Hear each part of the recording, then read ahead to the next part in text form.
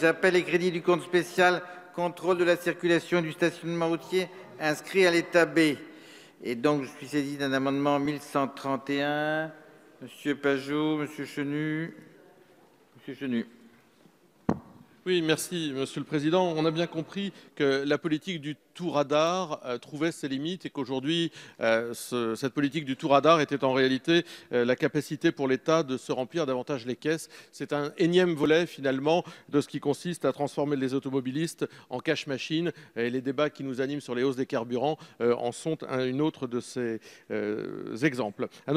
Cet amendement propose donc de supprimer tout simplement la ligne budgétaire dédiée au déploiement de nouveaux dispositifs de contrôle. Nous préférons qu'en matière de sécurité routière, nous puissions rénover davantage notre réseau routier et nous vous invitons donc à voter cet amendement. Merci, Madame la rapporteure.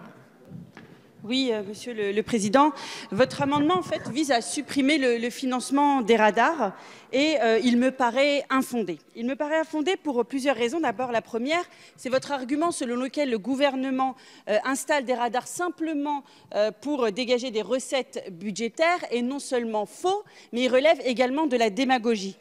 Les recettes du CAS, donc du contrôle de la sécurité, de la circulation et du stationnement routier, diminuent d'ailleurs de 3% en 2019, ce qui signifie une conduite plus vertueuse de la part de nos concitoyens et nous pouvons que nous en réjouir, et vous également, j'en suis certaine, monsieur le député.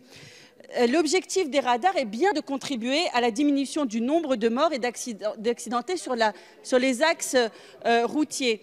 D'ailleurs, je profite de votre amendement pour saluer la décision du gouvernement qui a décidé, et nous l'avons vu en première partie du projet de loi de finances, de reverser les recettes issues de cette fameuse mesure des 80 km/h, les reverser aux collectivités territoriales pour améliorer la signalisation et entretenir le réseau routier et également reverser aux associations de victimes des accidentés de la route. Donc je salue cette initiative et note également que l'engagement pris par le Premier ministre au sein même de cette Assemblée a été respecté.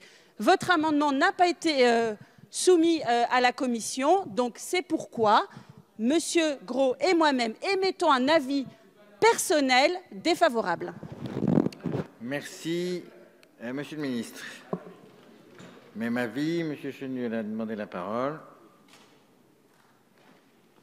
Merci, Monsieur le Président. Madame le rapporteur, je n'ai pas bien compris tout ce galimatias qui mélange des poires et des carottes.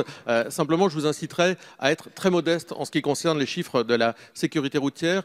Si je me réfère au dernier concernant le nombre de victimes et de morts sur les routes depuis la mise en place des 80 km/h, cela devrait vous inciter à beaucoup d'humilité, chère madame, et à éviter de donner des leçons à la terre entière, car je crois que ces chiffres sont encore en augmentation, ce qui prouve que votre politique est une erreur.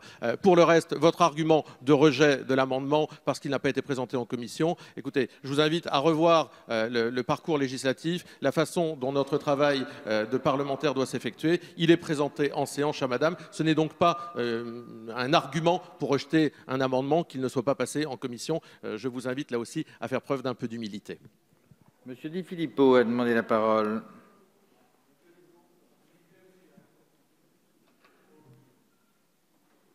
Merci, Président. Effectivement, sujet intéressant s'il en est et sur lequel il n'est pas inutile de rétablir certaines vérités parmi les propos de la rapporteure. Tout d'abord, la baisse de la mortalité a été plus importante et plus marquée en juin par rapport à l'année dernière que sur les mois de juillet et août, c'est-à-dire plus importante avant l'entrée en vigueur du 80 km/h qu'après son entrée en vigueur. Et en septembre, on assiste même à une remontée de la mortalité. Comme quoi, le 80 km/h n'est pas l'alpha et l'oméga de la sécurité routière sur nos petites routes. On l'avait dit bien avant que vous preniez cette mesure. Ensuite, en ce qui concerne les radars, dans certains départements, ils flashent deux fois et demi fois plus qu'avant. Donc là aussi, comme sur le carburant, c'est la pompe à fric qui a vraiment été mise en marche. Et si vous voulez les chiffres, en 2018, c'est 12% de recettes en plus. En 2019, ce sera 12% de plus qu'en 2018. Et par rapport à 2016, ce sera 50% de plus, sans compter les éventuelles majorations. Donc sur tous ces sujets-là, bien entendu, on voit les limites de cette politique du 80 km/h, les limites des radars, sachant que les contrôles sont pratiqués dans des endroits où les radars sont placés dans des endroits qui ne sont pas toujours les plus accidentogènes. Donc clairement, Carlos Ghosn nous l'avait dit en commission des affaires économiques, c'est le progrès technologique qui va permettre de sécuriser les véhicules et les routes. 90% des accidents corporels pourront être évités à horizon d'ici 20 ans, 25 ans grâce au progrès technologique, mais certainement pas grâce à des mesures démagogiques comme le 80 km/h ou la multiplication des radars. On s'écoute, mes chers collègues. Monsieur le rapporteur, vous avez la parole. Pour faire très bref, simplement par rapport aux propos de M. Di Filippo sur les résultats de la politique de sécurité routière, même s'il faut se garder de toute extrapolation, et je crois que le Premier ministre comme le ministre de l'Intérieur l'ont dit à plusieurs reprises, en matière de sécurité routière, il faut avoir la prudence, la modestie de regarder les chiffres sur le long terme. Ceci étant dit, je ne sais pas d'où vous tirez vos chiffres, mais visiblement pas d'endroit très fiable, puisque si on prend le dernier trimestre, très clairement, les chiffres ne sont pas ceux que vous dites et on observe une baisse en juin, en juillet et en août. Et donc clairement, pour juin, juillet et août, on observe... Oui, mais juillet et août, c'est après le 1er juillet. Donc, enfin, c'est plus importante, je ne sais quoi. J'observe une baisse en juillet et en août. Ah, certainement, certainement.